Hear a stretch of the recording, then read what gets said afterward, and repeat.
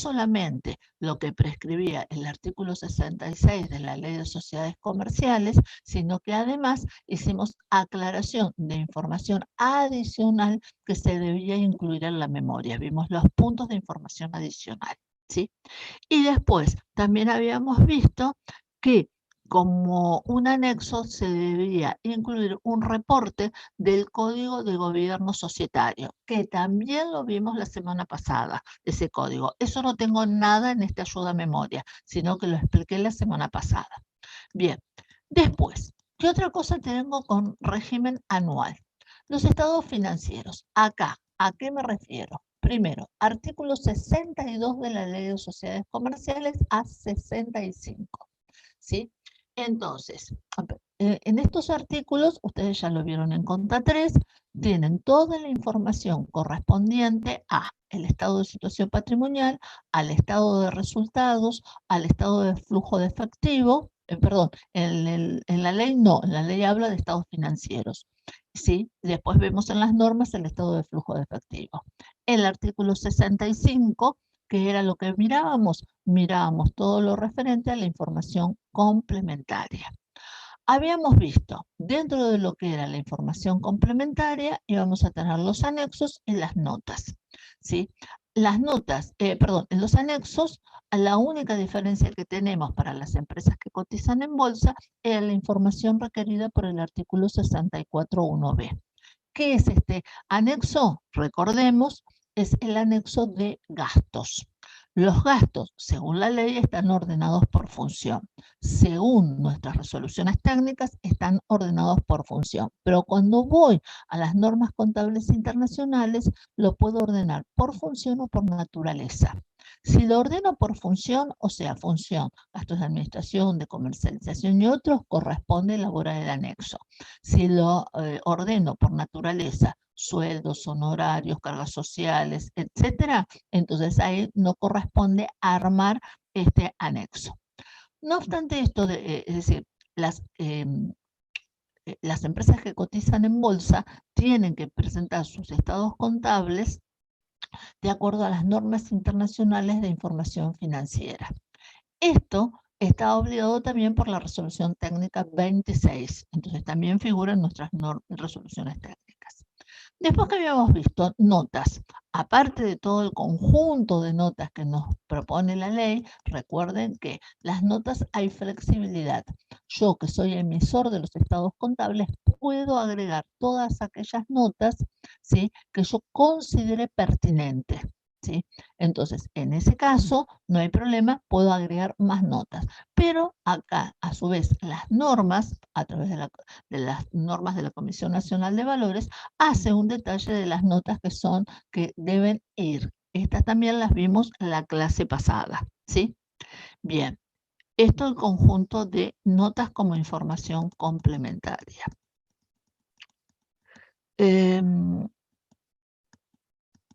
Bueno, una cuestión que tenemos que tener en cuenta.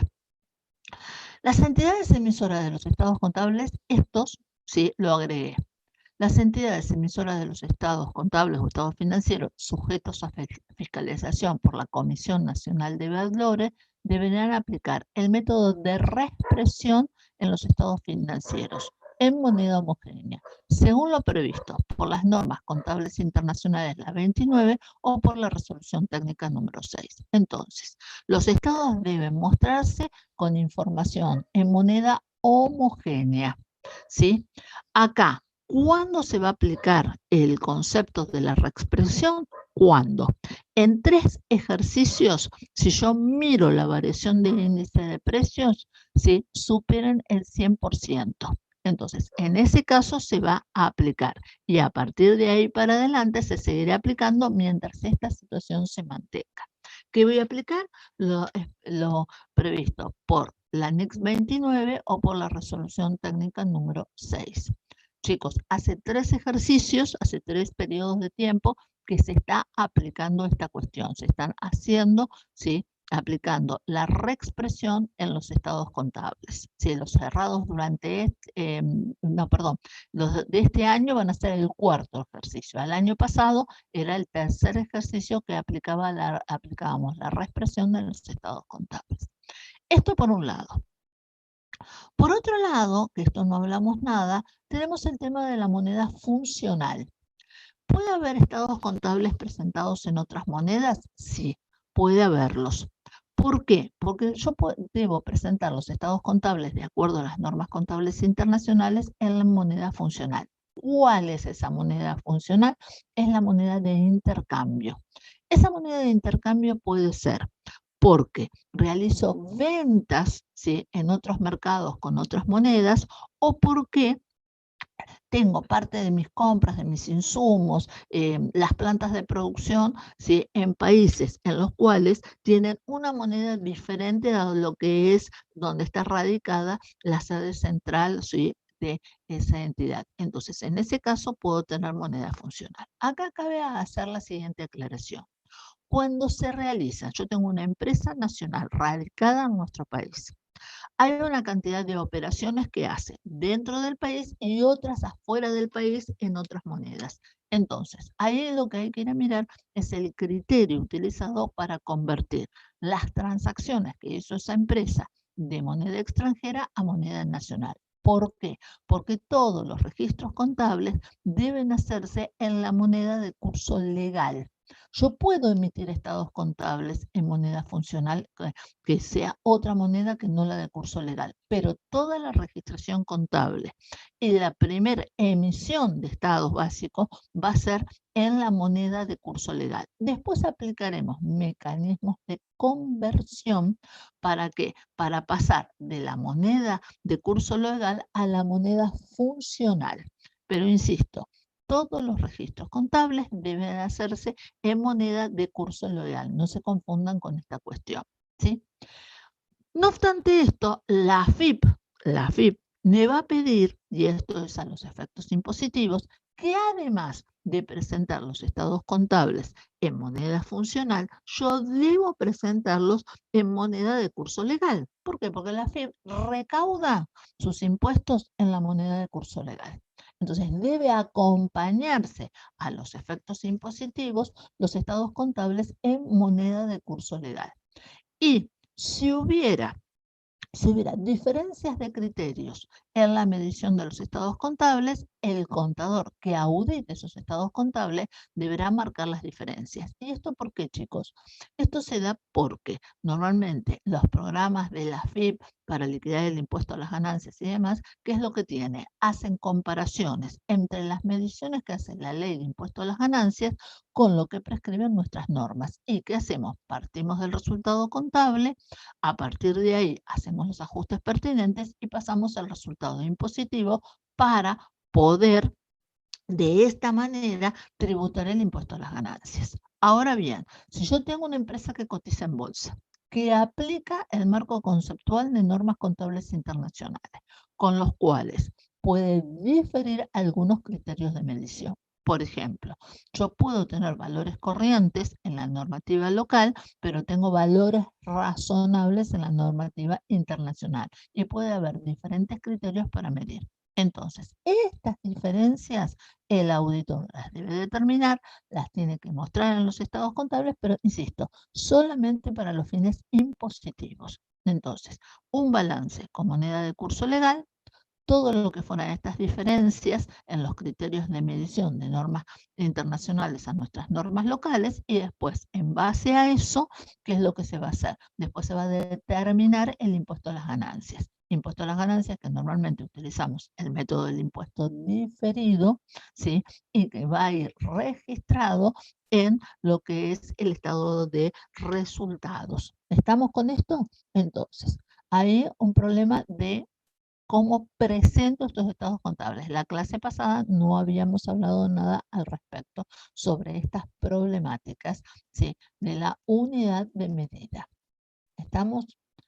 Bueno, después, ¿qué teníamos? Teníamos la reseña informativa. Esta la vimos la clase pasada.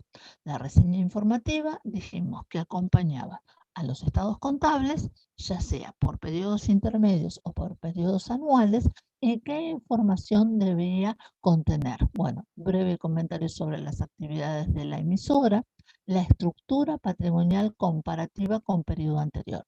Acá hago una aclaración. Esta reseña informativa, como muestra, ¿sí?, información comparativa de un ejercicio con respecto al otro, ¿sí?, o de un trimestre con respecto al trimestre anterior, acá también se debe presentar en moneda homogénea. O sea, voy a tener que reexpresar el periodo anterior y llevarlo a moneda de cierre de este ejercicio. Entonces, toda la información comparativa va a ser en moneda homogénea del cierre del ejercicio. Creo que este tema no lo habíamos abordado en la clase anterior, ¿sí? Entonces, cuando veíamos la estructura patrimonial, recuerden, hacíamos la separación activo corriente, activo no corriente, pasivo no corriente, patrimonio neto, etc. Después, lo mismo con respecto a los resultados. Los íbamos a comparar con periodos, con el mismo periodo anterior. Lo mismo hacíamos con el estado de flujo de efectivo. Entonces, todo lo que ahí van dos columnas, los saldos al cierre de este periodo versus los saldos al cierre del periodo anterior, pero todo en moneda homogénea, ¿sí? Bueno, después, ¿qué más tenía la reseña informativa? Datos estadísticos. Esto se medía en unidades físicas y eran comparativos de un ejercicio con respecto al otro. Entonces ahí también voy a tener dos columnas. Acá no tengo problema de unidad de medida porque te insisto, todo esto se va a mostrar en unidades físicas. ¿Qué mostrábamos? Volumen de producción, o sea, unidades que se produjeron. Volumen de ventas separadas en el mercado local y en el mercado extranjero. Después, ¿qué teníamos? Íbamos a mostrar índices.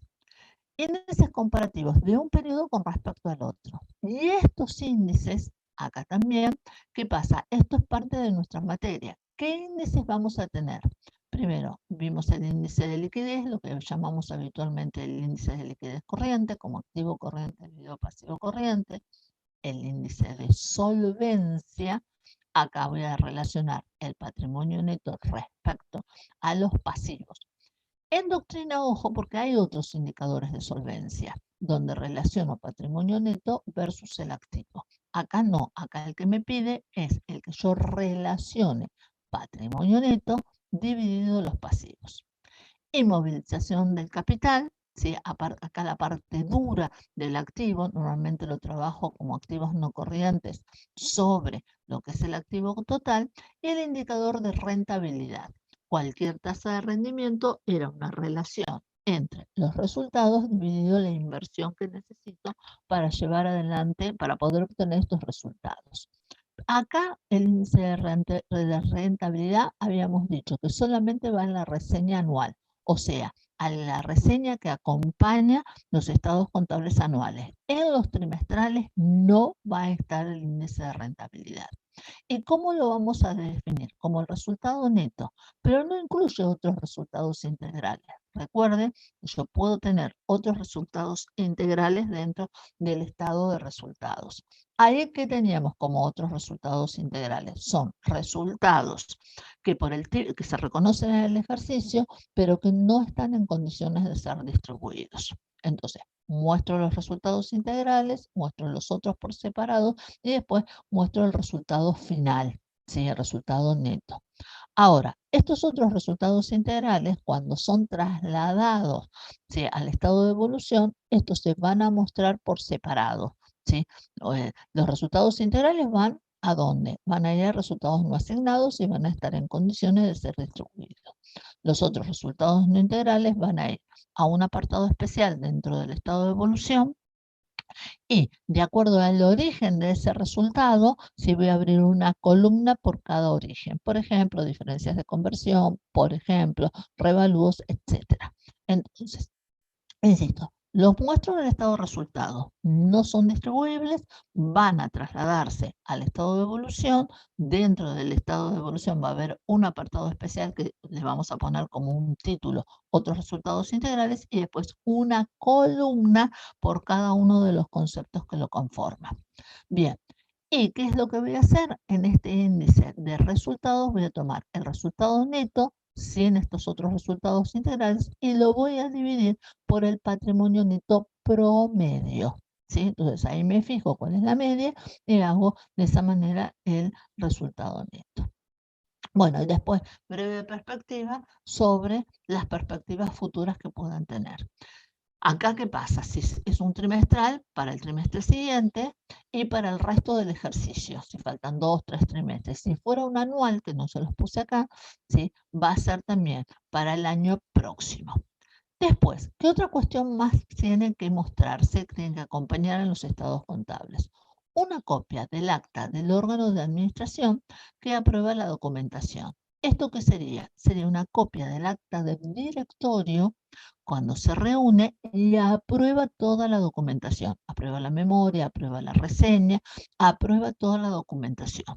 Entonces, esa copia del acta también va a ser acompañada acá. Después, informe de comisión fiscalizadora. Esto también lo habíamos visto en la clase pasada. Formas de fiscalizar. Dijimos que puede ser calificada, fiscalizada a través de los socios una vez por año, ¿sí? En la asamblea de accionistas. Eso está previsto por la ley. Pero también se pueden dar que se armen comités, ¿sí? O comisiones para fiscalizar. Bueno, primera cuestión, la comisión fiscalizadora o comisión de vigilancia también se puede llamar. Entonces, en ese caso, va a tener atribuciones para controlar todo lo que tenga que ver con el accionar del directorio. Ahí, chicos, complementen, ¿sí? Esto con lo que dice el artículo 294 y 281 de la Ley de Sociedades, que es la que les va a dar todas las atribuciones que tienen los que forman parte de estas comisiones, ¿sí? Pueden acceder a información, pueden participar en reuniones de directorio, actúan como nexo entre el resto de los socios y la comisión directiva, perdón, y el directorio, y de esa manera, ¿sí? Ahí vemos todas las atribuciones. Ahora, esto es cuando yo tengo la comisión fiscalizadora. Esta comisión fiscalizadora puede ser reemplazada por la sindicatura y esto va a quedar reflejado en dónde, en el estatuto social, en ese contrato social original. Ahí se va a decir si no tienen ningún tipo de control y controlan los socios una vez por año, si tienen una comisión fiscalizadora o de vigilancia o si tienen una sindicatura. Las empresas que cotizan en bolsa habitualmente tienen una sindicatura colegiada. El síndico, ¿qué tenía que ser? Tenía que ser o contador o abogado, ¿sí? Y tiene que tener independencia de criterio. O sea, que bajo ninguna circunstancia puede su opinión estar influenciada, ya sea por los integrantes del directorio, por los socios mayoritarios, si tenemos un grupo económico, por las sociedades que controlan, etc. Entonces, tiene que tener un criterio independiente. Acá también lo que va a ejercer es un mecanismo de control. ¿Para qué? Para el directorio, va a controlar al directorio. Entonces, en ese caso, ¿sí? Va a tener todas las atribuciones previstas por la ley. Si es un contador, nosotros tenemos una resolución técnica en la cual no solamente nos va a decir qué mecanismos de control vamos a utilizar para controlar todo el accionar del directorio, sino que también hay modelos de cómo emitir los informes, ¿sí? Tanto comisión fiscalizadora como la sindicatura arman un informe que acompaña a los estados contables. Si yo soy un analista, esto es bárbaro. ¿Por qué, chicos? Porque por un lado tengo en la memoria, ¿sí?, una reseña de todo lo que dice el directorio que hizo y por el otro lado tengo la versión de todo lo que pasó durante el ejercicio a través del mecanismo de control que exista. Entonces, de esa manera puedo ir a mirar, ¿sí?, los dos informes, ¿sí?, la memoria y el informe de las comisiones. Ahora, vemos todo lo que sean los atributos. Bueno, ¿qué pasa? Tenemos el comité de auditoría. Este comité de auditoría, ¿qué es lo que pasa? Esto no está previsto en la ley de sociedades. El comité de auditoría no está previsto en la ley de sociedades, sino que va a surgir este comité de auditoría a través de ¿qué?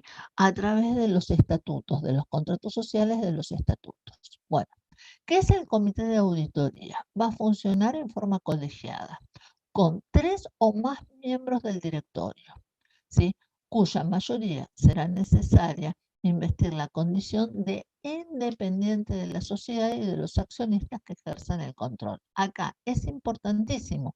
¿Por qué? Porque este comité también tiene mecanismos de control. Entonces, no pueden estar influenciados por otros accionistas, por otras sociedades, etcétera, ¿sí? No deberán ejercer funciones ejecutivas. Bueno, ¿a qué me refiero con esto cuando les pongo de no ejercer funciones ejecutivas? Un director, no solamente va a ejercer las funciones de administración, sino que se le puede encargar funciones ejecutivas especiales. Entonces, en ese caso, obviamente va a tener una retribución y hasta podría llegar a tener un sueldo, ¿sí?, por esas funciones. Ahora, si forma parte de este comité de auditoría, ya ese director no podría ejercer ese tipo de funciones. Bueno, ¿cuáles son las atribuciones? Esto es importante. Va a opinar sobre el prospecto sobre la propuesta del directorio para la designación del auditor externo. De auditoría, de los auditores, ahí habíamos cerrado la clase pasada. ¿Qué es lo que pasa con el auditor externo? Se va a contratar un auditor, ¿para qué? Para hacer la revisión de la información contenida en los estados contables. Entonces, ¿quién lo va a proponer? Lo va a proponer el directorio, ¿sí? Con la propuesta le va a informar al comité de auditoría y el comité de auditoría va a opinar sobre esta propuesta. Ahora, esta opinión, ¿sí?, y la propuesta va a ir a tratarse en la Asamblea General Ordinaria y quien designe a ese auditor va a ser la Asamblea. Entonces, propone el directorio, opina este comité y a su vez después designa lo que es la asamblea. Acá lo que se busca es que los auditores roten, ¿sí?, y de esa manera tener la certeza de que ese auditor es totalmente independiente, ¿sí? Bueno, después va a supervisar el funcionamiento de los sistemas de control interno y del sistema administrativo contable. Entonces, ¿qué es lo que me está asegurando este comité? Primero, si existen sistemas de control interno, normalmente normalmente es una oficina, ¿sí?, que no es muy querida dentro de las empresas. ¿Por qué, chicos? Porque justamente control interno lo que va a hacer, va a controlar todo lo que sea el funcionamiento de ese ente. Entonces, va a hacer pruebas y demás que se cumpla con lo que son, ¿sí?, los manuales de procedimientos dentro de lo que es esa empresa. Eso es lo que habitualmente hace control interno. Siempre busca mejorar el funcionamiento y va a ir controlando, ¿sí? Y a su vez, este comité de auditoría, ¿sí?, estos directores que forman parte del comité van a controlar ese sistema de control interno y a su vez el sistema administrativo contable. A mí, como analista, ¿qué seguridad me va a dar a través de este tipo de controles? Bueno, la seguridad de que con la información que voy a trabajar sea información que refleje realmente lo que está pasando en ese ente. Bueno, supervisar las políticas en materia de información sobre la gestión del riesgo de la sociedad, todo lo que sea cuestiones de riesgo, y también acá ver cómo se puede, ¿sí?, evitar ese tipo de riesgo. Proporcionar al mercado información sobre las operaciones en las cuales exista conflicto de intereses con los integrantes de los órganos sociales y de los accionistas controlantes. Bueno, conflictos de intereses. Esto es importante y normalmente también aparecen notas y se trata, ¿sí?, en la Asamblea General Ordinaria.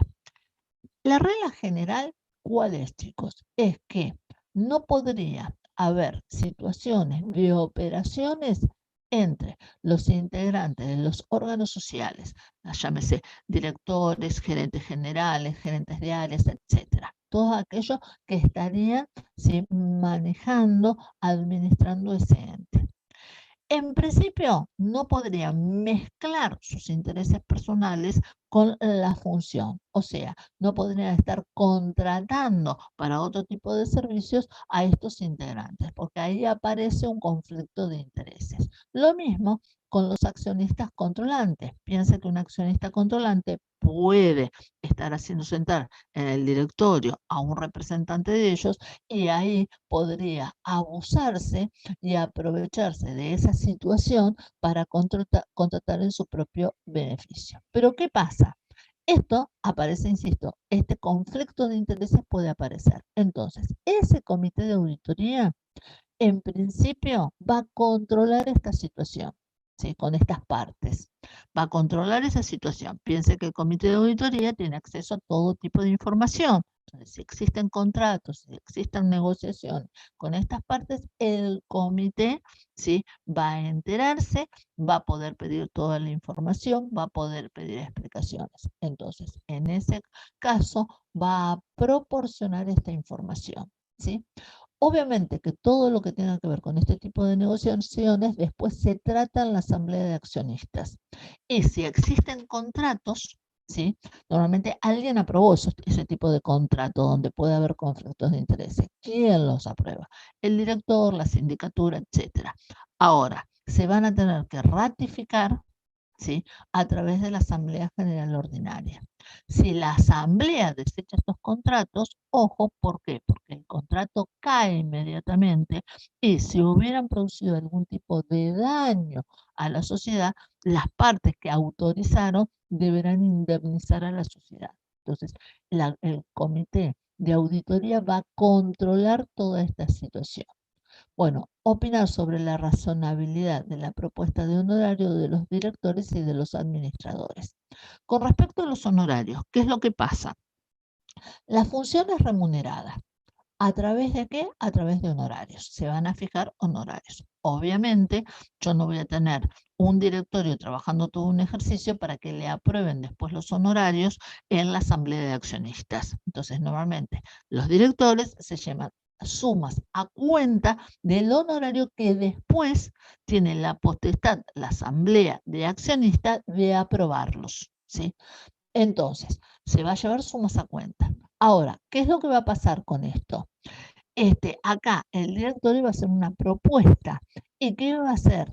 Por otro lado, va a haber este comité si va a opinar sobre esos honorarios, si son o no razonables, ¿sí? Entonces, esta información también después en su informe va a ser tratado en la Asamblea de Accionistas. Bueno, opinar sobre el cumplimiento de las exigencias legales y sobre la razonabilidad de las condiciones de emisión de acciones o valores convertibles en acciones. ¿Sí? Si yo voy a pedir autorización para emitir este tipo de valores, el comité va a tener que dar su opinión. Aumentos de capital o limitaciones a los derechos de preferencia. Entonces, todo esto también el comité de auditoría deberá opinar.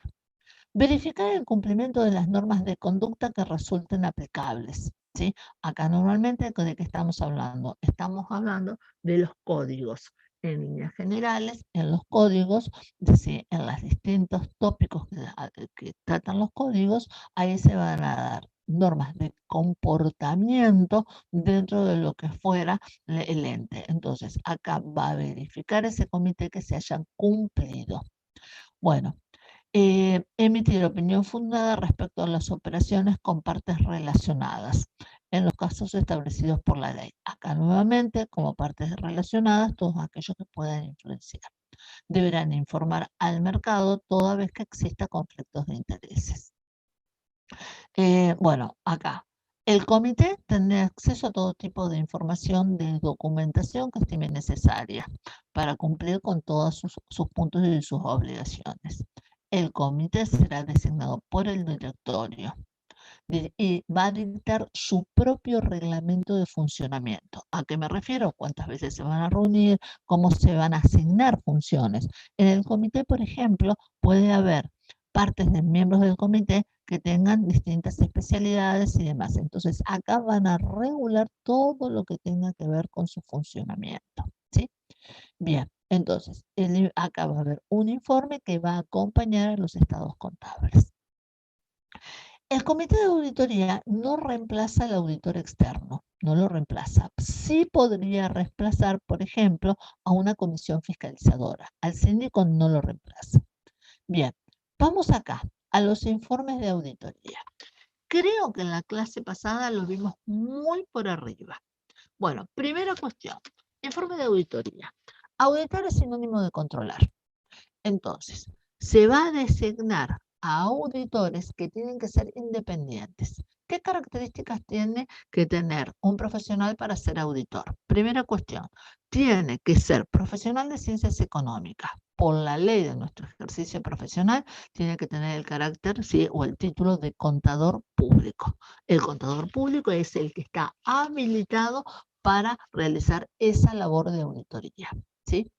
Esto por un lado. Segundo, tiene que tener carácter de independencia. Si vamos a las resoluciones que hablan sobre lo que es la independencia del auditor, vamos a ver en el caso de parentesco con alguno de los miembros del directorio, cuando es el único cliente, ¿sí? Ahí no va a tener independencia de criterio. Están taxativamente enumerados ciertas situaciones y siempre queda abierta a que puedan aparecer situaciones nuevas. Por ejemplo, no pueden ser parientes de un director, pero nada decía sobre las uniones de hecho.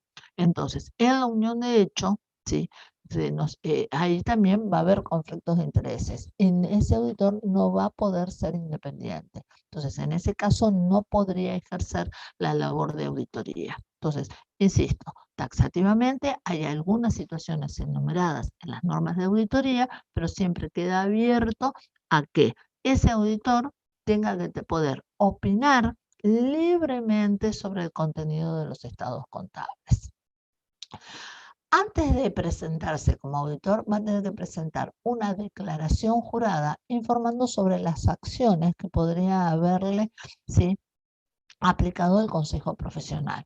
Los consejos profesionales, chicos, tienen, ¿sí?, poder de policía. O sea, controlan la matrícula, controlan esos auditores. Bueno, paso previo, no solamente la independencia, sino que además, ¿sí?, esos auditores tienen que estar matriculados, ¿sí? Tienen que ir al consejo profesional. ¿De qué jurisdicción? Las matrículas son provinciales y capital federal. Tienen que estar matriculados de acuerdo a donde tenga el domicilio legal esa sociedad. Si la sociedad tiene domicilio legal en Mendoza y no está matriculado el auditor en Mendoza, entonces ahí no podría ejercer esa función de auditoría. Entonces tiene que estar matriculado. También tiene que tener la matrícula vigente. Hay en algunos casos donde las sanciones que el consejo puede aplicar puede suspenderme en la matrícula. Habitualmente el consejo, ¿qué puede hacer? Ante una denuncia puede apercibir a un auditor, podría suspenderlo momentáneamente de la matrícula y ya sí, cuando hay situaciones de índole penal, directamente le podría llegar a revocar la matrícula. Entonces, el que ejerce ese poder de policía, insisto, son los consejos profesionales. Esto por un lado. Entonces, el auditor tiene que ser, insisto, profesional de ciencias económicas, con independencia de criterio, ¿sí?, que tenga su matrícula vigente. Esto por un lado. La vigencia de la matrícula también se puede caer, algo muy burdo, por no haberla pagado. Entonces ahí también, obviamente, que un auditor o un profesional de ciencia económica que no pagó, si se presenta al consejo profesional, paga, regulariza e inmediatamente le rehabilitan la matrícula, ¿sí? Entonces, matriculado con matrícula vigente. ¿Qué es lo que pasa? Además, para poder ser auditor de empresas que cotizan en bolsa, se debe inscribir en un registro de auditores externos. ¿Quién va a llevar y va a controlar ese registro de auditores externos? La Comisión Nacional de Valores. O sea, no puede ser cualquiera, sino que tiene que ir y primero inscribirse. Y la comisión le va a pedir una cantidad de información, va a hacer énfasis, y va a poner énfasis en la independencia de criterio, y las empresas que cotizan en bolsa deberán elegir un auditor que esté incluido en este registro. Una vez que se elige el auditor, se propone el auditor, este deberá presentar una declaración jurada e informativa sobre las sanciones que pudiera haber tenido, ¿sí? Y bueno, esas sanciones pueden haber sido de índole penal, administrativas o profesionales, ¿sí?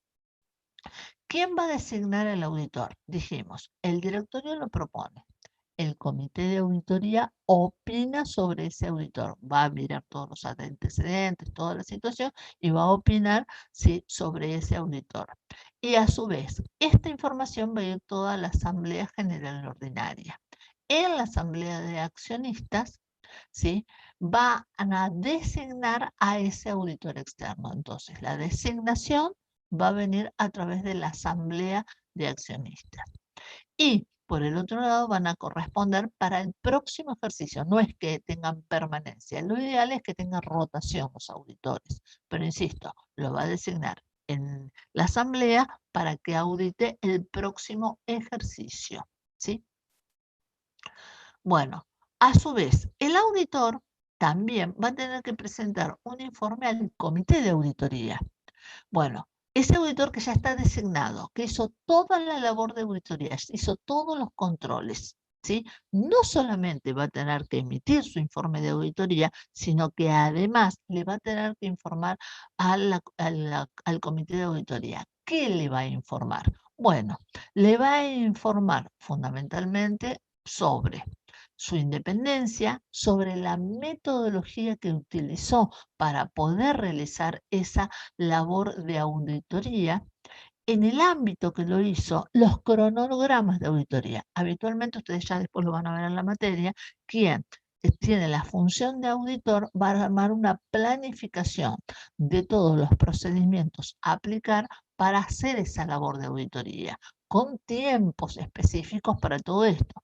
Piensen que una vez que cierran los estados contables, los anuales, tenemos 4 meses para llamar a reunión del directorio y proceder a la aprobación de los estados contables, ¿sí?, y de lo que fuera la memoria y demás. Entonces, en ese momento la labor de auditoría tiene que haber finalizado. Entonces, normalmente, quien es designado auditor va a ir trabajando. Antes del cierre del ejercicio, piensen que una asamblea de accionistas es en mayo. Si cierra el 31 de diciembre, en mayo tienen la asamblea de accionistas, 5 meses después. Y ahí es designado, va a ir trabajando sobre toda la información de ese ejercicio, va a tener que armar para la próxima reunión de directorio que apruebe los estados contables, o sea, abril del año próximo. Entonces, normalmente arma un cronograma de todos los procedimientos a aplicar y también de a quién le va a asignar la labor. ¿Por qué? La función del auditor no la puede delegar en nadie, siempre va a ser responsable. Lo que sí puede tener son auxiliares que le ayuden a realizar esa labor de auditoría. Por ejemplo, el auditor es muy raro que se siente a hacer una conciliación bancaria, entonces puede tener parte de su personal, ¿sí?, del estudio que está haciendo esa labor de auditoría, puede asignar a ciertas personas para que hagan esa conciliación bancaria. ¿Está? Entonces, normalmente se asignan las funciones, a quién le asigna y los tiempos.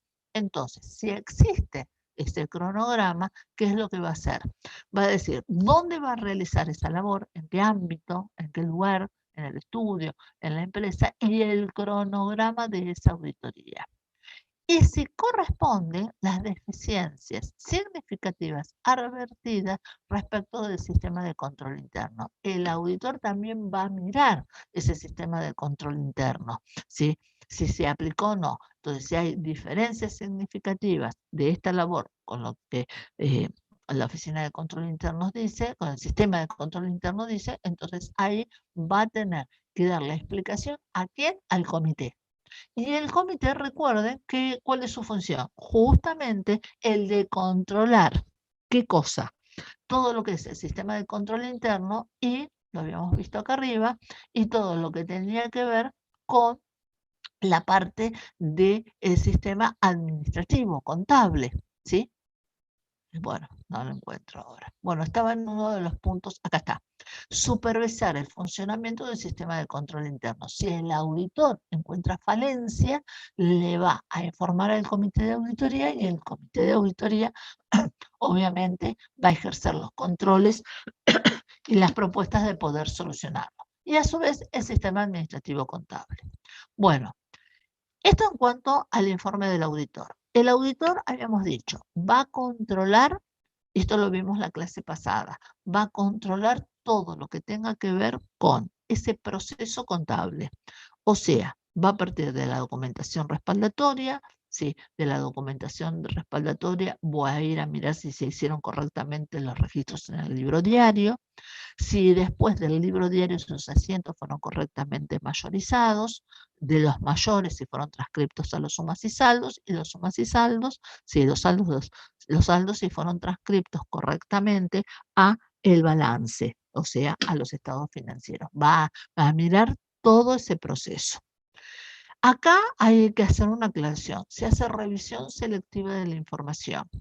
En las pequeñas empresas se puede revisar todas las operaciones, pero normalmente en las grandes empresas es prácticamente imposible, por la variable tiempo, revisar todas las transacciones. Entonces, normalmente el auditor lo que hace es toma una muestra que sea representativa de ese rubro, de ese conjunto de operaciones, y ahí sí, a esa muestra le aplica todos los procedimientos de auditoría.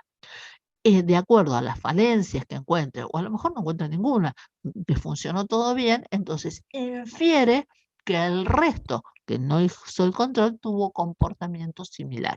Entonces hace una revisión selectiva de la información, ¿sí? De cómo armó esa muestra y, es decir, cómo aplicó los mecanismos. Fíjense que esto parte de la descripción de la metodología utilizada, ¿sí? Cómo armé las muestras, qué mecanismos, ¿sí? Le apliqué de auditorías para poder corroborar esa información. ¿Qué otra cuestión más tenemos en cuenta? Acá, chicos, yo siempre digo que hay que tener en cuenta 5 palabras.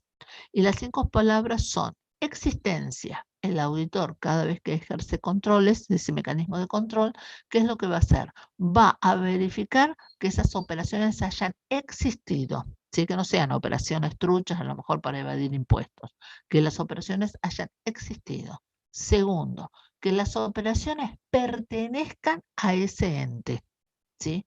Que no sea de otros entes. Y después la integralidad. Integralidad, ¿a qué me refiero? Que el sistema de información contable haya podido captar todas las operaciones. Una vez que tengo esto, estas 3 primeras palabras tienen que ver con los hechos. Una vez que tengo esto, ¿qué es lo que voy a hacer? Voy a verificar la evaluación que se le asignó y a su vez voy a después a mirar la exposición. Están correctamente expuestos y están correctamente evaluados de acuerdo a las normas que hubiera que aplicarle a esa sociedad, ¿sí? Entonces, todo esto forma parte de la labor de auditoría. Ahora, esto es la labor. El auditor va a tener que emitir un informe. Este informe, ¿qué podemos ver? Bueno, hay diferentes partes del informe. En líneas generales, ustedes lo van a desmenuzar cuando vean la materia de auditoría, pero veamos las partes que a mí me interesa como analista de la información. Bueno, en el informe va a ir dirigido primero a quién. Va a ir dirigido, ¿sí?, al directorio de esa entidad. En ese informe, el auditor se va a identificar claramente con nombre, apellido, su número de quit y va a declarar la independencia de criterio. Va a decir, va a ratificar su independencia de criterio. Va a hacer una enumeración de todos los estados que auditó, no solamente los estados básicos, si muestran información con periodos anteriores, si los estados son consolidados, qué notas, qué anexos auditó, ¿sí? Entonces, todo esto va a ser un detalle pormenorizado de toda la información que auditó.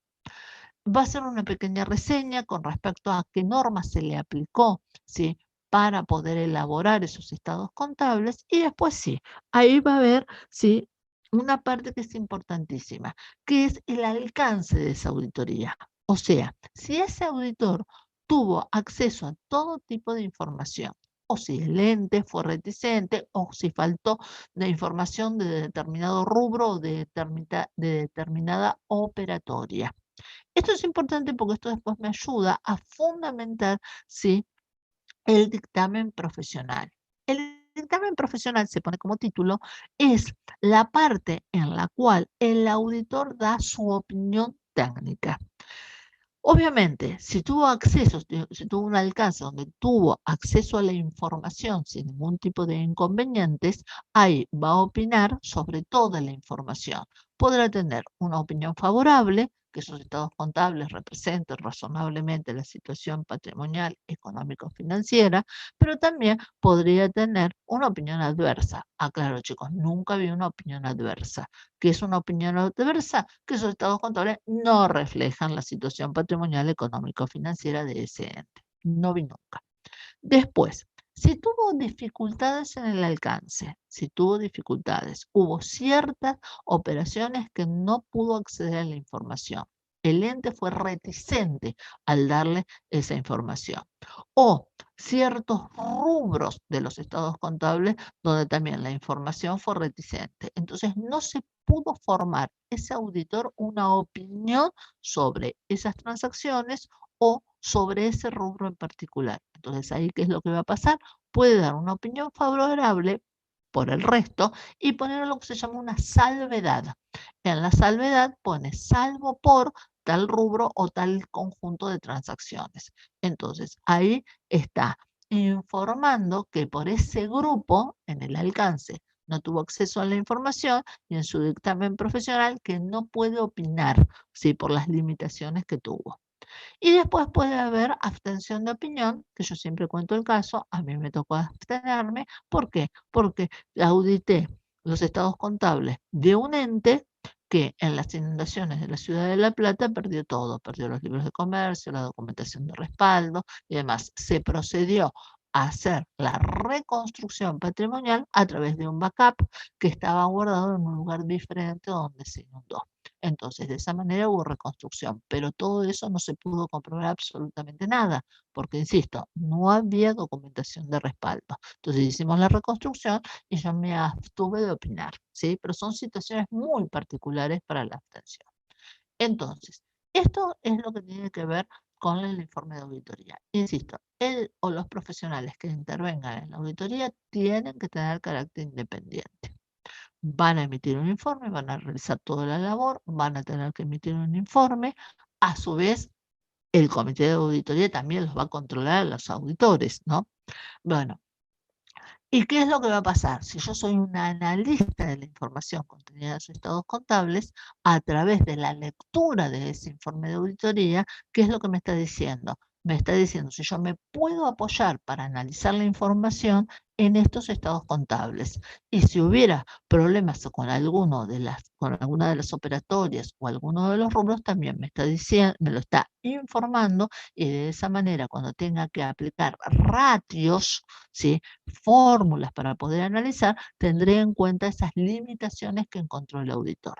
Bueno, entonces, los estados contables van a ir con informe de auditoría. Pero, ¿qué otra cuestión más, chicos? A su vez, la reseña informativa, ¿sí? La reseña informativa también la va a auditar, ¿sí? Este auditor, este contador, va a tener que emitir, ¿sí? Una opinión de la reseña informativa. Entonces, no solamente va a auditar los estados contables, sino que a su vez va a auditar la reseña informativa. Piensen que en la reseña, que habíamos dicho, hay información comparativa de un ejercicio con respecto a otro, de la composición patrimonial, de los resultados, del estado de flujo, etc. Entonces ahí el auditor va a tener que opinar al respecto, ¿sí? Bueno, ¿qué otra cuestión más tenemos acá, chicos, dando vueltas? Bueno, vamos a tener la nómina, ¿sí? Que acompaña a los estados contables con carácter anual. La nómina de sociedades controladas y vinculadas. Controladas, artículo 33. Controladas y vinculadas, artículo 33. ¿A qué me refiero? Una empresa ejerce control sobre otra cuando tiene acciones que le dan los votos suficientes para ejercer la voluntad social. Entonces, en ese caso, digo que una es la controlante y otra es la controlada. Y puede haber relación de vínculos. En las vinculadas tengo un porcentaje, ¿sí? Más del 10% del capital hasta llegar, ¿sí? La instancia antes de obtener la mayoría de votos. No estoy hablando de mayoría de capital, sino de mayoría de votos. Ahí tengo la vinculación. Entonces, acompañando a los estados contables en forma anual, se tiene que dar la nómina, o sea, el detalle de estas sociedades controladas y vinculadas.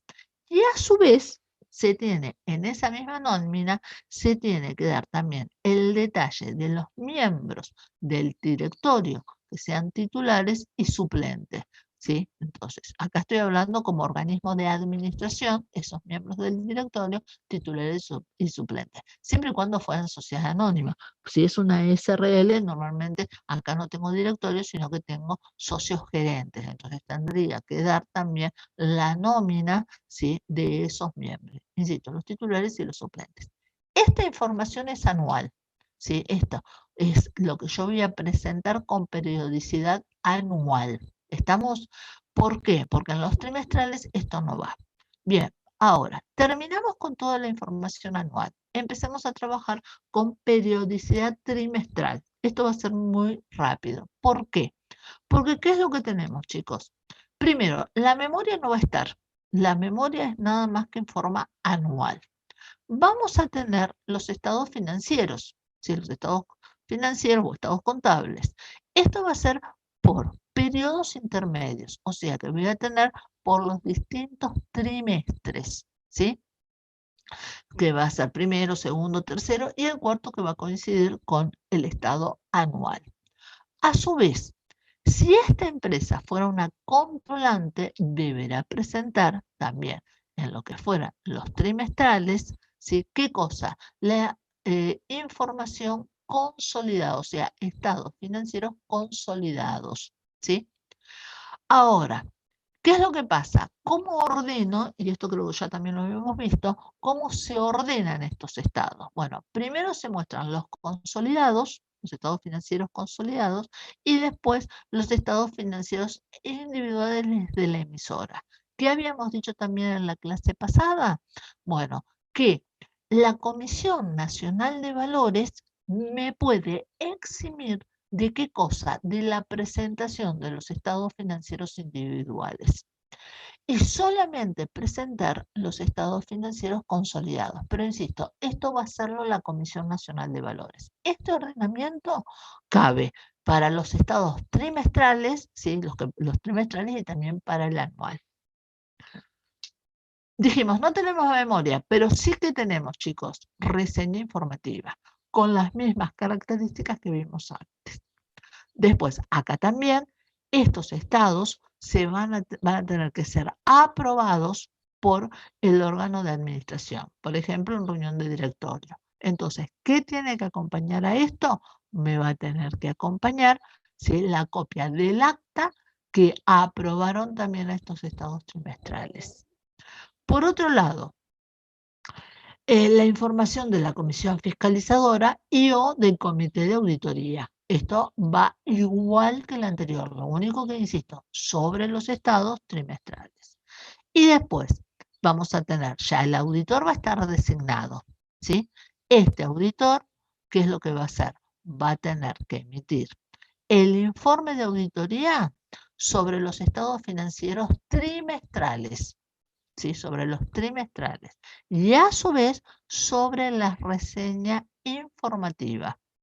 Entonces, ahí el auditor también, en los trimestrales y sobre la reseña trimestral, también emite informe. Y por último, ¿qué vamos a tener? Nosotros dijimos que el último punto de lo anual era mostrar la nómina de las sociedades controlantes y controladas y de sus miembros, ¿sí?, del órgano de administración.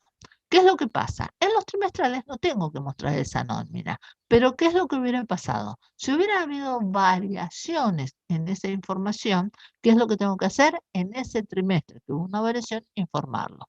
Entonces, ¿qué voy a mostrar? Las variaciones que hubieran ocurrido desde la última vez que se informó la nómina de las sociedades controladas y vinculadas y de sus miembros titulares y suplentes del organismo de administración. Entonces, la última vez fue la anual.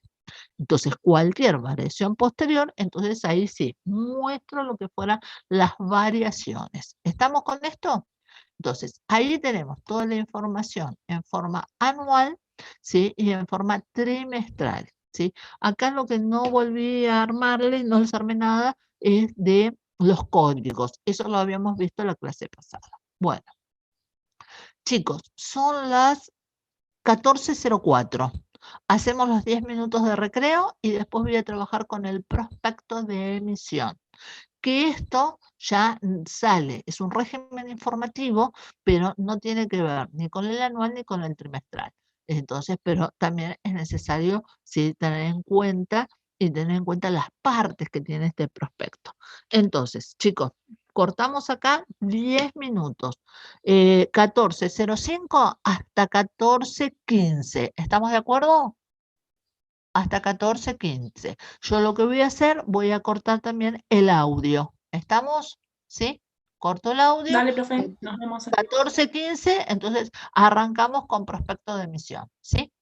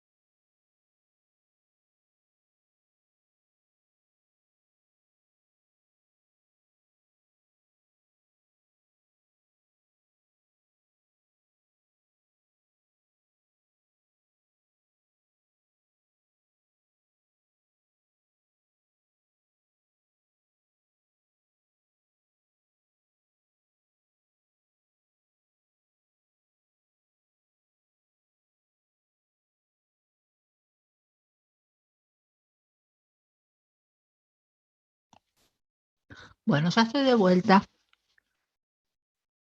¿Me escuchan bien, chicos? Sí, profe. Bien. Bueno, entonces seguimos con esto. ¿Sí? Bueno, prospecto de emisión.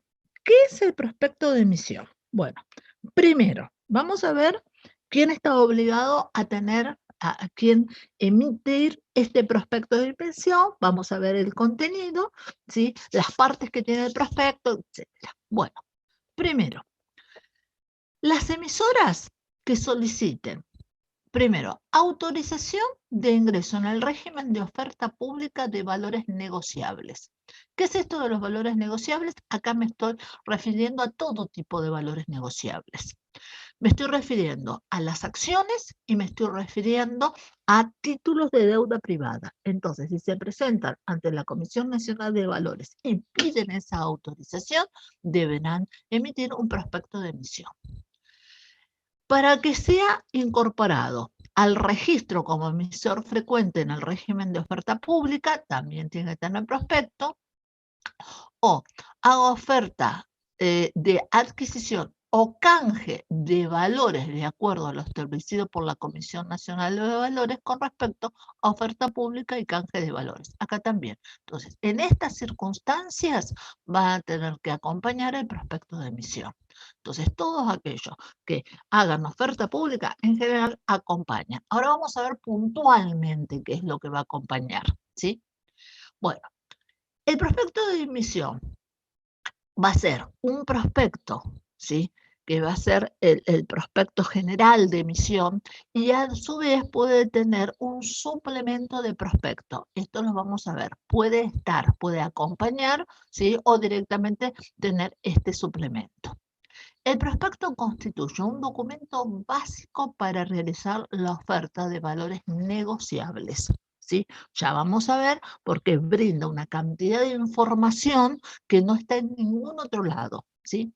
Se debe redactar con un lenguaje sencillo, claro, para que todos los lectores les resulte fácil su análisis y comprensión. Piensen, acá, ¿quién va a emitir este prospecto? Van a ser las entidades, las sociedades, que hagan esta oferta pública. ¿Y a quién va a ir dirigido esto? Esto va a ir dirigido a los inversores. Es información que van a necesitar los inversores para poder decidir si compran o no una acción, si compran o no un título de deuda privado.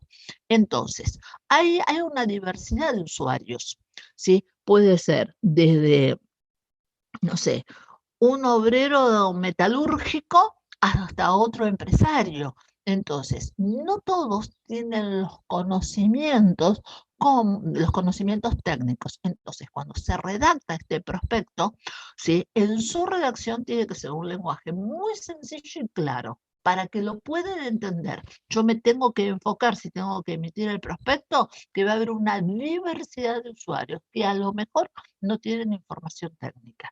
Entonces, tengo que ser lo más liso, lo más llano posible, ¿sí? Y que lo puedan entender y a su vez poder analizarlo, ¿sí?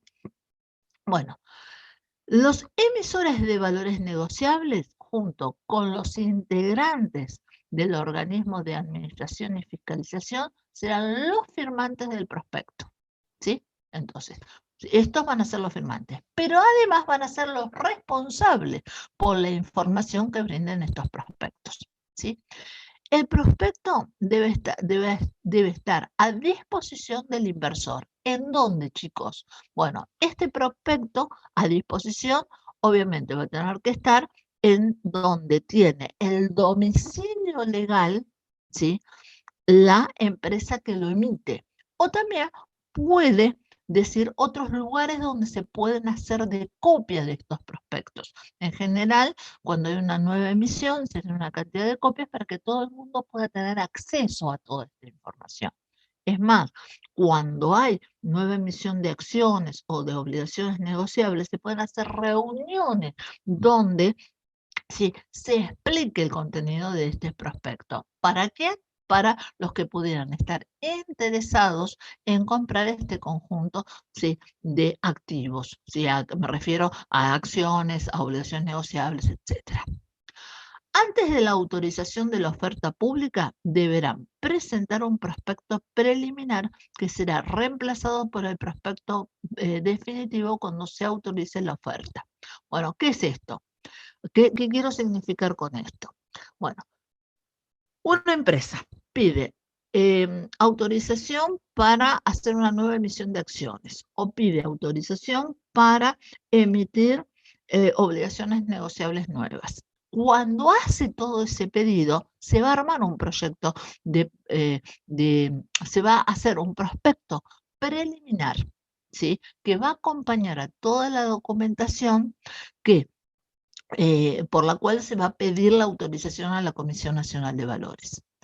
Una vez que la comisión autorice, ahí va a quedar el prospecto definitivo que va a reemplazar al preliminar, ¿sí? Entonces, hay uno preliminar cuando estoy presentándome a pedir autorización, que después se reemplaza por el definitivo, ¿sí?, cuando se autorice la oferta de esto. Bueno, ¿qué contenidos tiene? Si ustedes van a las normas de la Comisión Nacional de Valores, ¿sí?, ¿qué es lo que voy a tener? Acá estoy hablando del prospecto en líneas generales.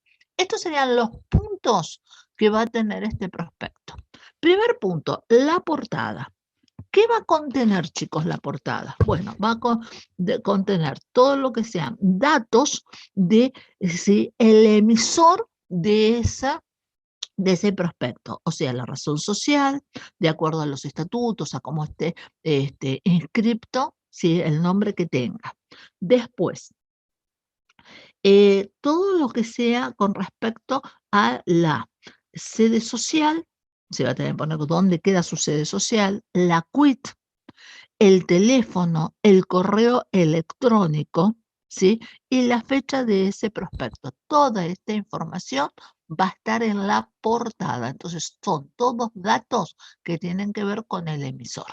Después un índice, se va a hacer un índice de los puntos que contiene ese prospecto. Información del emisor. Bueno, ¿qué es lo que va a mostrar del emisor, de esa sociedad emisora? Bueno, primer punto, reseña informativa. ¿Sí? Deberá mostrarse una pequeña reseña informativa donde se van a mostrar los eventos importantes, ¿sí? Por ejemplo, si hubo alguna fusión con otras empresas, si se adquirieron activos importantes, si hubieron cambios importantes en los modos de conducir el negocio, cambios importantes en los productos o en los servicios prestados, cambios en las denominaciones, si hubo algún proceso concursal, procesos judiciales, etcétera. Entonces, todo esto se va a hacer una reseña informativa sobre el ente que emite. Segundo punto que se tiene en cuenta en la información del emisor, la descripción del sector en el cual desarrolla las actividades. Acá se va a ver a qué sector pertenece, si es un sector de servicios, si es un sector industrial, etcétera. Entonces, ahí se hace la descripción. Tercer punto que tengo en cuenta, descripción de las actividades y del negocio. Bueno, acá se toman los 3 últimos ejercicios, ¿sí?, para hacer esta descripción. Y se va a hablar de la naturaleza de las operaciones que realiza, qué tipo de negocio tiene puntualmente. Si se han incorporado nuevos servicios, y en los locales, en los mercados en los que opera ese ente, si es en el mercado nacional, si es en el mercado internacional.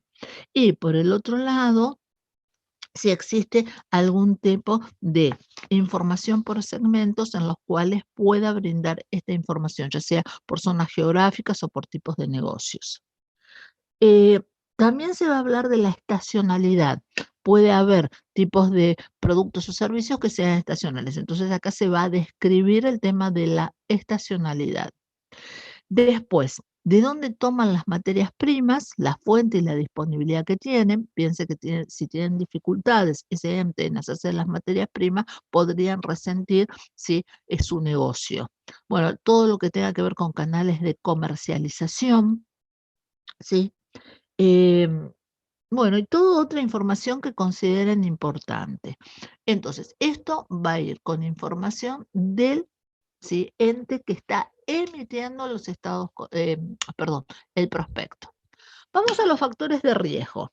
Informa en forma detallada los factores de riesgo que son específicos para la emisora, ¿sí?, o para su actividad, ¿sí?, que conforman una oferta especulativa o de alto riesgo. Bueno, acá con el riesgo, después vamos a ver, y eso se ve con detalle en la unidad siguiente, nosotros vamos a tener calificadoras de riesgo. Pero acá cuando estoy hablando del riesgo, no solamente de ese ente, sino del sector al cual pertenece. Con lo cual, acá se va a mostrar la naturaleza del negocio y los riesgos asociados. En los países que operan que pudieran tener diferentes riesgos, acá también se tiene que hacer una descripción de estos, ¿sí? Después, situaciones financieras de la emisora que pudieran también traerle riesgo de no poder pagar. Em, bueno, todo lo que tenga que ver con este riesgo, ¿sí? Expiración de patentes o de permisos para poder seguir, es decir, realizando un bien o los bienes que comercializa, ¿sí? O que se le terminen los tiempos de marcas comerciales o de contratos, ¿sí? Porque eso también me va a estar limitando lo que fuera el negocio. Bueno, después la dependencia. Acá esto es importante porque muchas veces las empresas, ¿qué es lo que pasa? Yo tengo empresas armadas con un número reducido de clientes. Entonces, si se me caen los clientes, se me cae abajo el negocio. Entonces, acá también eso va a traer un riesgo. O lo mismo pasa con los proveedores. Si yo tengo un proceso productivo y dependo de uno, de dos o de tres proveedores, donde se me caiga alguno de estos proveedores, también me va a resentir mi negocio. Entonces, eso va a ser un factor adicional de riesgo. Entonces, todas estas cuestiones se van a describir en estos factores de riesgo. Bueno, políticas de la emisora. ¿A qué se refiere con políticas de la emisora? Bueno, acá lo que me pide la Comisión Nacional de Valores es políticas de inversiones, de financiación y políticas ambientales. Bueno, obviamente, inversiones o desinversiones. ¿Inversiones en qué? En bienes de capital, en bienes del activo fijo o desinvierto. Piense que podría haber una política en la cual, producto de una crisis, yo esté reacomodando, reestructurando y esté desinvirtiendo en una cantidad de bienes. Entonces, estas políticas las tengo que poner, sí, tengo que explicarlo acá. Después, ver dónde están ubicadas esas inversiones, si en el país o fuera del país.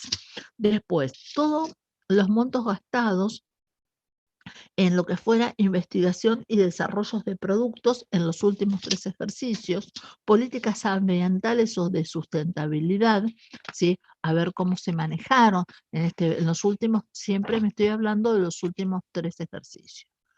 Por otro lado, voy a tener que también mostrar todo lo que tenga que ver con políticas de dividendos y los agentes pagadores.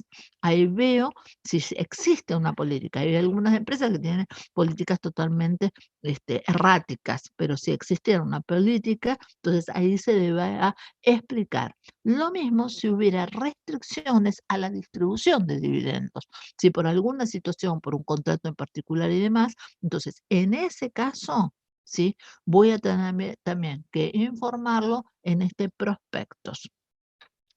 Después, esto con respecto a las políticas. Vamos acá con la información sobre los directores o administradores, gerentes, promotores, miembros del órgano fiscalizador de la Comisión de Vigilancia y el Comité de Auditoría. Bueno, ¿qué tengo que hacer con respecto a esto que tiene que contener el prospecto? Bueno, primero, de los directores y administradores y gerentes, deberá incorporar lo que sea la nómina de todos ellos, ¿sí? Como así también empleados, tales como científicos, diseñadores, que tengan que ver, ¿sí?, con la actividad principal, que sean importantes para esa actividad. ¿Qué voy a poner de ellos? Nombre y apellido, DNI, número de CUIL, experiencia laboral, funciones, áreas, etcétera. Bien.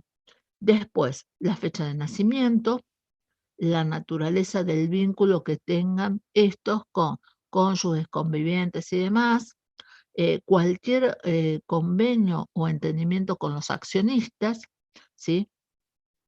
Y así sucesivamente voy a dar información sobre ellos. Después, voy a mostrar las remuneraciones de acuerdo al último ejercicio comercial, qué remuneraciones les fueron asignadas y cómo fueron pagadas esas remuneraciones, como así también gratificaciones o planes de participaciones en las utilidades, ¿sí? Recuerden que habíamos visto ya anteriormente que a los miembros de la parte del directorio, los gerentes y demás, una forma de retribución podía ser con opciones, etcétera. Entonces, en esos casos, sí, estas políticas se tienen que identificar en esta sección del prospecto. Bueno, información sobre participaciones de los accionistas, ¿sí? Entonces, porcentaje de participación y demás. Información relativa al órgano de administración, fiscalización y comité, acá también. No solamente se tienen que poner los datos personales, sino también las fechas en las cuales se terminan los mandatos, ¿sí? Y los periodos de tiempo por los cuales han servido en ese cargo, ¿sí? Todo como antecedente. ¿Qué otra cuestión más? Bueno, detalles relativos a los comités de auditoría y de remuneraciones de la emisora, incluyendo los nombres de los miembros del comité y también el resumen de las aplicaciones a sus funciones. Bueno, el gobierno corporativo, ¿acá a qué se refiere? Se refiere a los códigos, ¿sí? Entonces, si yo tengo códigos de comportamiento societario, acá también se tendrán que poner las principales cláusulas de ese código. Bueno, empleados, el número de empleados al cierre del último ejercicio y el promedio con el periodo anterior. Esto por 3 ejercicios completos se tiene que mostrar esta información. Bueno, después, ¿qué otra cosa más?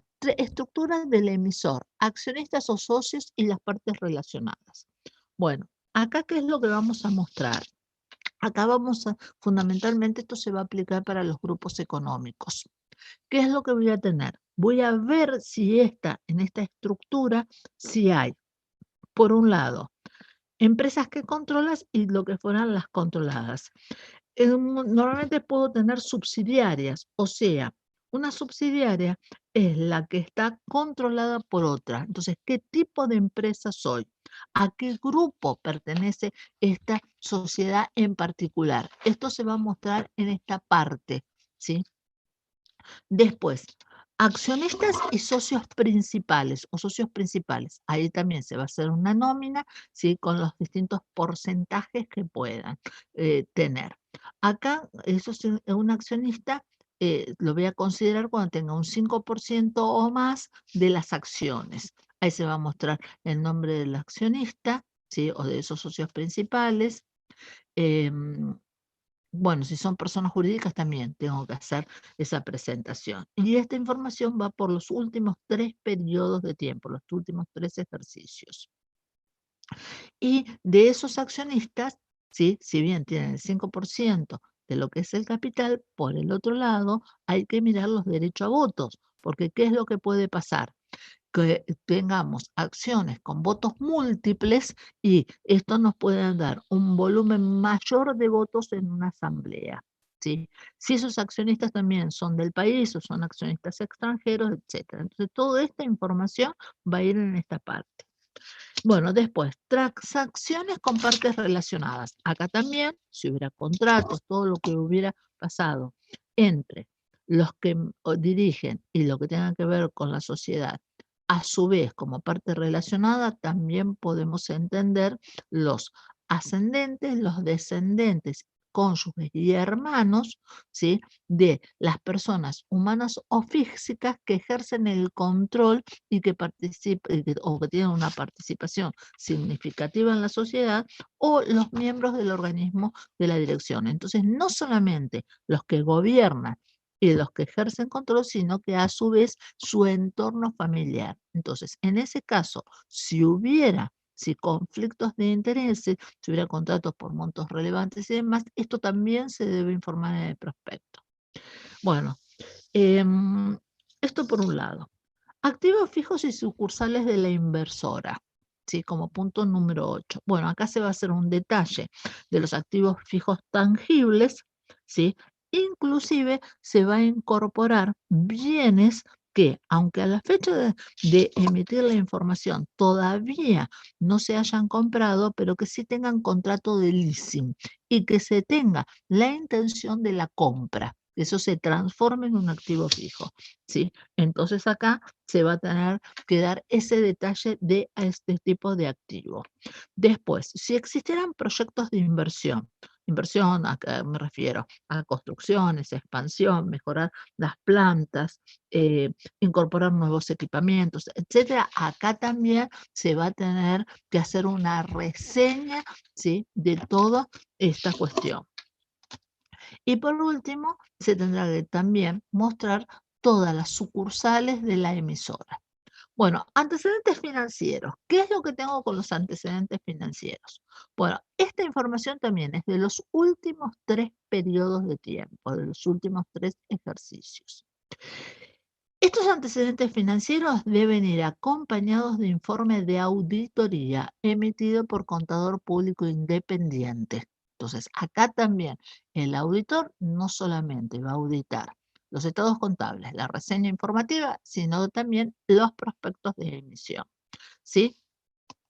Bien, ¿qué es lo que se va a mostrar? Bueno, primero se va a mostrar sobre los estados financieros, el estado de resultado en forma comparativa, la situación actual con los periodos anteriores, ingresos ordinarios, ingresos operativos, resultados antes de impuestos, resultados netos y otros resultados integrales. Y de esa manera el resultado integral total. Por otro lado, se va a mostrar la cantidad de acciones y la ganancia básica por acción atribuible a los accionistas de la sociedad. Esta ganancia básica se va a mostrar como básica y la diluida. Recuerden, chicos, esto se vio también en Conta 3. ¿Qué es? Es el resultado por acción, el básico y el diluido. Fíjense que acá no se hace la reseña de ordinario y total. ¿Por qué? Porque justamente habíamos explicado que dentro de lo que es el estado de resultados, no voy a mostrar resultados extraordinarios. Todos los resultados que se muestren van a ser resultados producto de la gestión. Entonces, solamente cuando hablo de resultado por acción, lo voy a hacer a través de resultados, ¿sí?, básico o diluido, ¿sí? Bueno, después, de la situación financiera de ese ente se va a mostrar, obviamente, todo lo que tenga que ver con su situación patrimonial, sobre los cambios en el patrimonio neto. Cuando hablo de situación patrimonial, hablo de separar, al igual que en las reseñas informativas, activo corriente, activo no corriente, total de activo, pasivo corriente, pasivo no corriente, total de pasivo, patrimonio neto. De lo que tenga que ver en los cambios del patrimonio neto, esto sí, porque esto no aparece en la reseña informativa, ¿qué vamos a tener? Vamos a tener capital social, aportes no capitalizados, las reservas, los resultados acumulados, otros resultados integrales en forma conjunta y participaciones no controladas, total del patrimonio. Participaciones no controladas, chicos. Recuerden que si yo formo parte de un grupo económico y soy la controlante, todos mis estados contables, ¿qué es lo que van a tener? Van a mostrar información consolidada. Dentro de la información consolidada, recuerden que la participación de los socios minoritarios, las participaciones no controladoras, ¿qué es lo que pasa? Ya no se muestra como en nuestras normas locales entre pasivo y patrimonio neto, sino que se van a mostrar como un ítem particular dentro de lo que es el estado en los cambios en el patrimonio, o sea, en el estado de evolución del patrimonio neto. Entonces se muestra en un ítem por separado. Con respecto al estado de flujo de efectivo, acá también se muestra información. ¿Qué vamos a mostrar? Primero, la variación del efectivo, las causas de las variaciones de fondo, total de los activos y pasivos operativos, total de actividades de inversión, total de actividades de financiación, etc. Entonces, ahí voy a mostrar en el estado de flujo de efectivo. Además, se van a mostrar indicadores de tipo financiero. ¿Cuáles, chicos? Y acá se repiten los mismos que en la reseña informativa. Vamos a mostrar indicadores de liquidez, como activo corriente, debido pasivo corriente, los de solvencia, patrimonio neto sobre pasivo, los de inmovilización, activo no corriente sobre total de activo, y los de rentabilidad, resultado del ejercicio dividido el patrimonio neto promedio. ¿Sí? Bien, esto entonces, insisto, es todo con respecto a los estados financieros. Después, temas de capitalización y endeudamiento. Se deberán presentar un estado de capitalización y endeudamiento.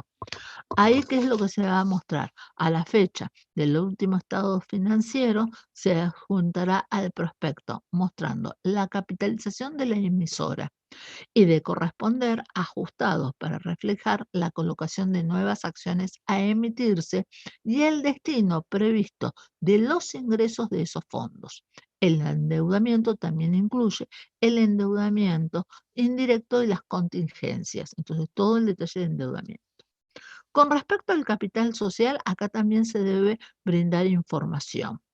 ¿Qué es lo que se va a mostrar? El monto del capital emitido y para cada clase de acción. La cantidad de acciones autorizadas a la oferta pública.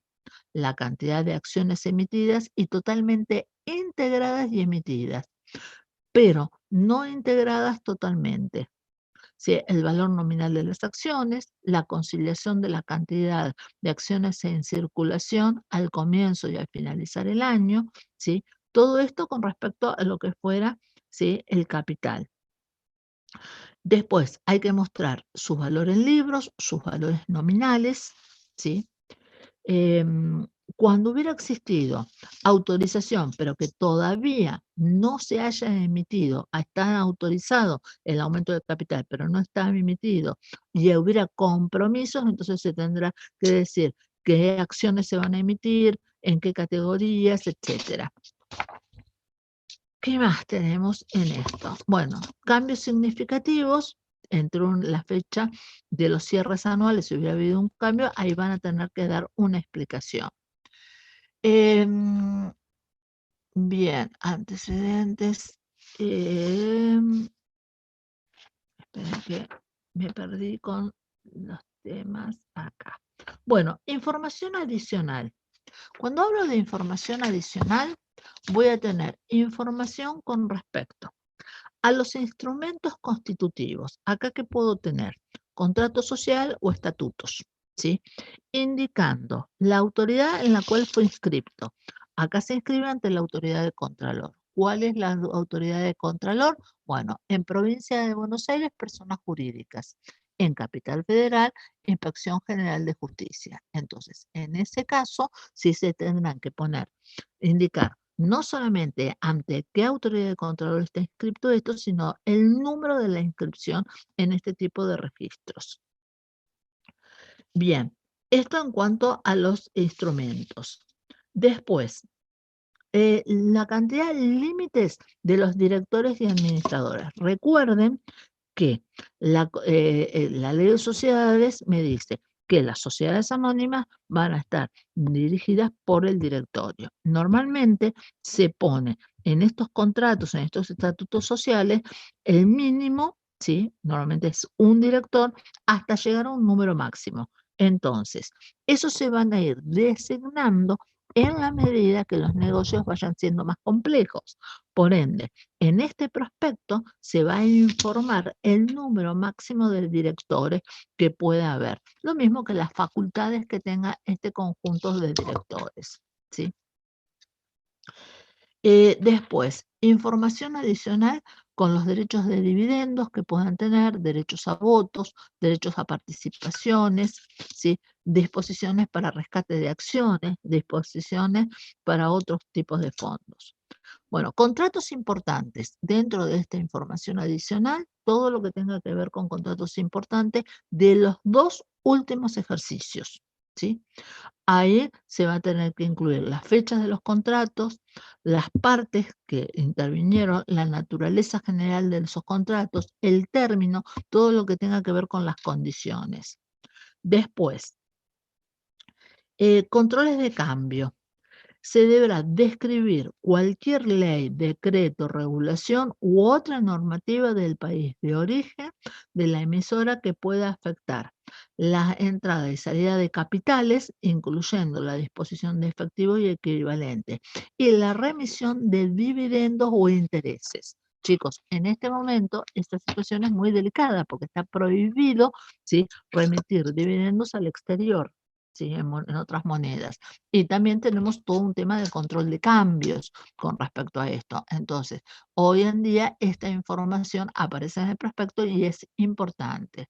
Bueno, después todo lo que tenga que ver con cargas tributarias, información con respecto a lo que podrían ser los impuestos por los cuales está alcanzado, ¿sí? Y después, si existiera, ¿sí?, todo otro tipo de documentación, y se va a indicar sobre esa documentación los domicilios donde se encuentra y los horarios en los cuales puedan ser consultados. Bueno, em, incorporación de información de referencia y emisores frecuentes. Los emisores indicarán específicamente los documentos que se incorporan por referencia en el prospecto, de conformidad con los establecidos, ¿sí?, en estos capítulos. Y al final, ¿qué va a ir al final? Va a ir el lugar del prospecto donde se emite el prospecto y la fecha a la cual hace referencia este prospecto, ¿sí? A su vez, puede haber un prospecto, ¿sí?, que va a ser un suplemento de prospecto, puede haber un suplemento de prospecto, ¿sí? Este suplemento de prospecto, ¿sí?, va a acompañar cuando se haga emisión de títulos valores, ¿sí? Entonces, esto me va a acompañar. ¿Qué es lo que voy a tener? Acá también voy a tener, al igual que lo anterior, todo lo que es los datos de la portada, ¿sí? Voy a tener, por el otro lado, no solamente esos datos, sino que voy a tener el índice, como aparece acá, y después, no vuelvo a repetir los informes del emisor, porque esto está en el prospecto definitivo, ¿sí? En este suplemento de prospecto, como se emite cuando voy a hacer una nueva emisión, ¿qué es lo que voy a hacer? Voy a hacer un aviso a los inversores y declaraciones, ¿sí? Entonces, ahí debo efectuar una breve descripción respecto de la decisión de invertir, las cláusulas, ¿sí?, de estabilización del mercado, las negociaciones secundarias, los compromisos asumidos, etcétera. Entonces, toda esta información le va a interesar al inversor, ¿sí? Esto por un lado. ¿Por qué se da esa inversión? ¿Por qué voy a emitir para poder invertir? Después, el punto 4 tiene que ver con oferta de valores negociables. Y acá va a haber todo un resumen, ¿sí?, técnico de las condiciones de ese valor negociable. ¿A qué me refiero con esto? Bueno, fundamentalmente, se debe incorporar la información en los términos y condiciones sobre cada emisión en un cuadro que incluya al menos la siguiente información. ¿Quién es el emisor? Organizaciones colocadoras, o sea, a través de quién se va a colocar esa nueva emisión. Tipo de valores negociables ofrecidos, si son acciones, si son obligaciones negociables, etcétera. Código que le va a identificar esa obligación negociable, ¿sí? Eso se va a asignar a través de la comisión. Monto ofertado, indicándose si se trata de un fondo fijo, de un monto fijo o de un rango entre un mínimo o un máximo, ¿sí? Esto todo, insisto, con respecto a la emisión. La moneda de denominación y el pago de los servicios si fuera una obligación negociable. El valor nominal, la unidad mínima de colocación, ¿sí?, o sea, el monto mínimo de la suscripción que se puede hacer, el precio corresponderá en caso de establecer si es uno fijo o un rango entre un mínimo y un máximo. Integración. Se indica en ese caso si es en efectivo o es en especie. Las formas de esa integración. La tasa de interés u otra remuneración. Si yo tengo una obligación negociable, normalmente en esa obligación se va a decir cómo se paga esa tasa de interés. Podrá ser una tasa de interés fijo, también puede ser un rango entre un mínimo y un máximo. O normalmente pueden citarse cierto tipo de tasa que se pueda pagar. El plazo y el vencimiento. ¿Sí? Normalmente las obligaciones negociables son obligaciones de largo plazo. Entonces, ¿cuándo vence? Podría ser, por ejemplo, en forma parcial. Si tengo una obligación negociable de 10 años, puedo decir, bueno, los primeros 5 años no devuelvo nada, pero en los últimos 5 voy devolviendo, por ejemplo, el 20% del valor de la obligación. Derechos inherentes a los valores negociables. Acá derechos que puedan, por ejemplo, ser transformados en una acción, etcétera.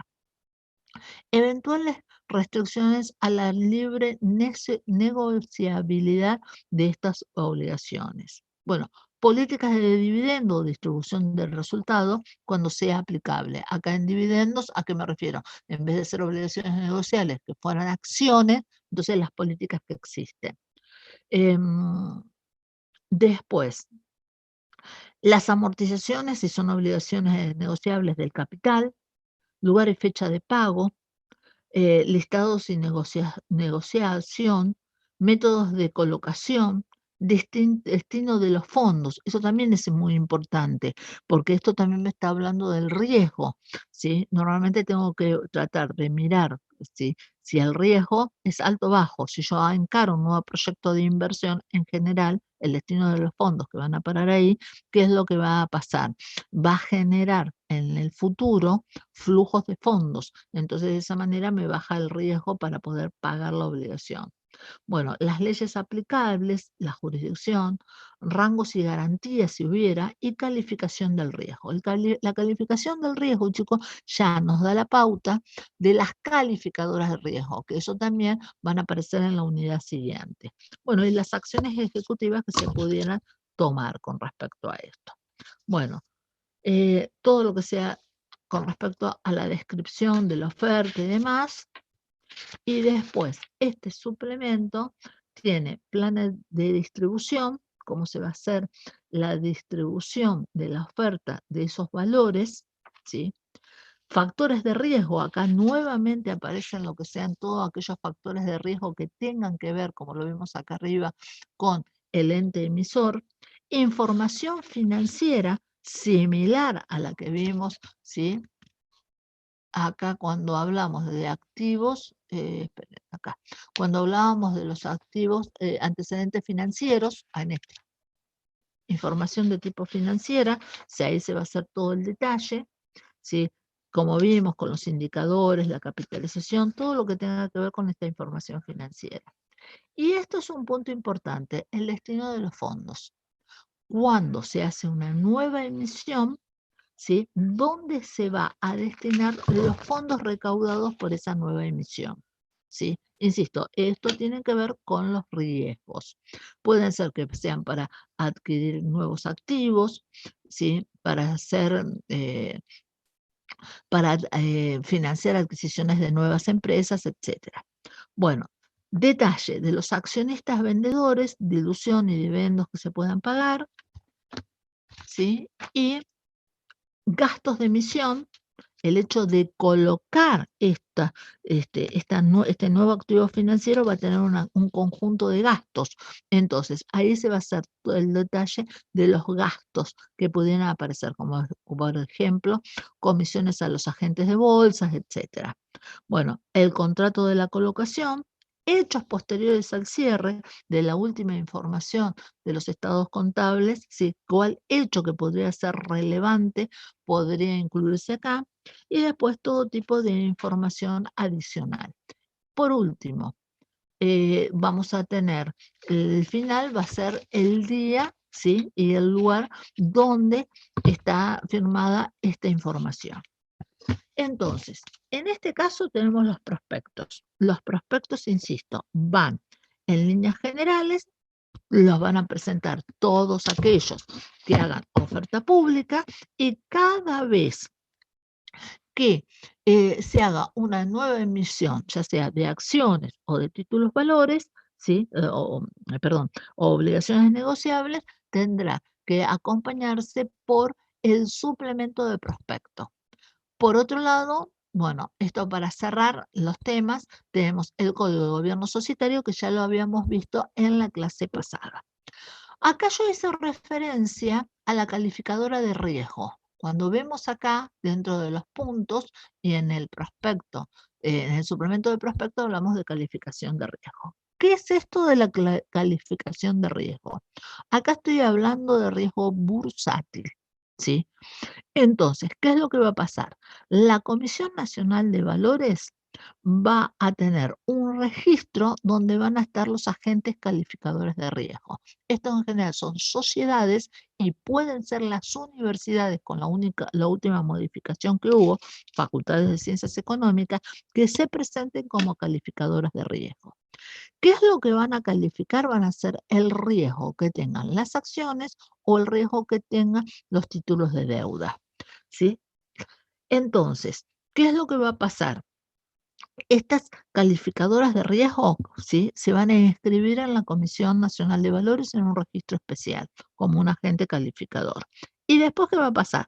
Las sociedades que hagan oferta pública van a contratar a estas calificadoras. Fíjense que la comisión las está controlando también. En general tienen prestigio, son a nivel internacional, etcétera. Y ahí van a hacer la calificación del riesgo de las acciones y la calificación de riesgo de las obligaciones negociables. En las acciones lo que van a calificar es la capacidad que tiene ese ente de generar resultados y a través de la generación de los resultados que se puedan pagar dividendos. Si estoy hablando de la calificación de una obligación negociable, ¿qué es lo que va a pasar? Esa obligación negociable es un título de deuda. Entonces, van a calificar el riesgo financiero, o sea, la capacidad que tenga ese ente de tener flujo suficiente de fondos. ¿Para qué?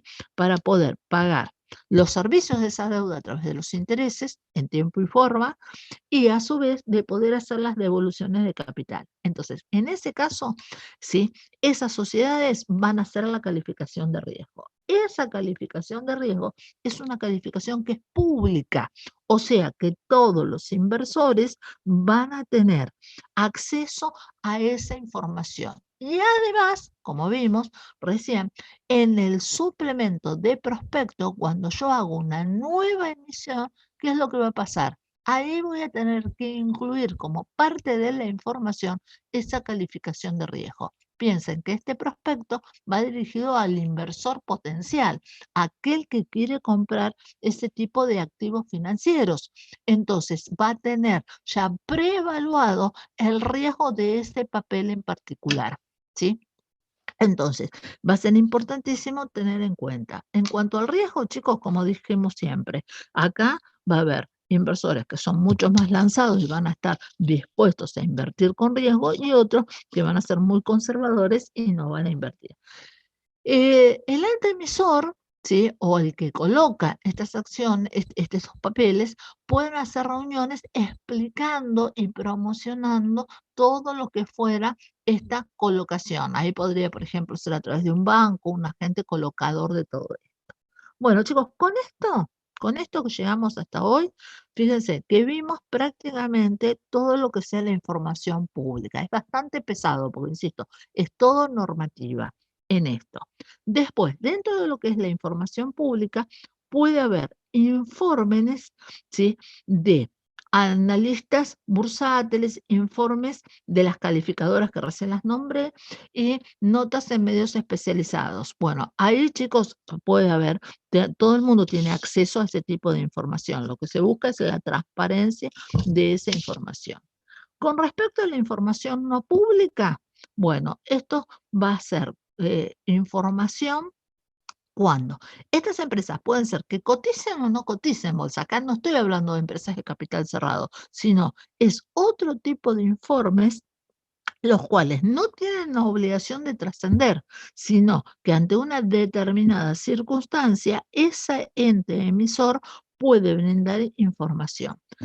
Clase que viene, ya cortamos acá. Clase que viene, ¿qué vamos a hacer? Voy a trabajar con la información no pública, que es más corto, ¿sí?, que todo lo que vimos recién, y ya empezamos a trabajar con la unidad siguiente, que es calificadoras de riesgo. Acá también, chicos, vamos a tener calificación de riesgo bursátil y calificación de riesgo financiero, lo que son los bancos, ¿sí?, en esa calificación. Ahí hay una parte normativa y va a haber otra parte de metodología. Yo tengo algún ejemplo, así que ese voy a ver si se los resumo y también se los muestro. Bueno, preguntas con esto. Yo sé que es pesadísimo toda esta parte. Preguntas con esto, chicos. ¿No hay? Bueno, si no hay preguntas con esto, entonces les pido, por favor, háganse. Yo hoy armé mi ayuda a memoria. Creo que ustedes han tenido oportunidad por ahí de copiar los puntos de la ayuda a memoria. Les pido que ustedes rellenen esta ayuda a memoria con la información de la ley de mercado de capitales y con lo que prevé la Comisión Nacional de Valores. Con respecto a calificadoras de riesgo, vamos a hablar de las leyes que rigen su funcionamiento en la clase que viene, que es la unidad número 7. Y ahí ya vemos todo lo de calificación de riesgo bursátil, ¿sí? Bueno, ¿cortamos acá? ¿No hay más preguntas, chicos? ¿No hay preguntas? Dejo de compartir acá. Bueno.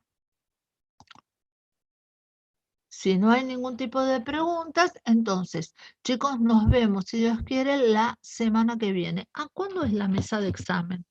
Esperen, porque la semana de la mesa de No, examen... la mesa de examen es el 25. La Ah, no, última sí semana. tenemos. No, porque ya me estuvieron llamando para ver si doy clase de consulta, por eso les digo. No, entonces no, todavía nos falta un montón. Bueno, listo, entonces, la semana que viene entonces nos juntamos y termino de ver todo lo que sea información no pública, ¿sí? Y a su vez empezamos con esta otra parte que es bastante tediosa, que es calificadoras de riesgo. Vamos a mirar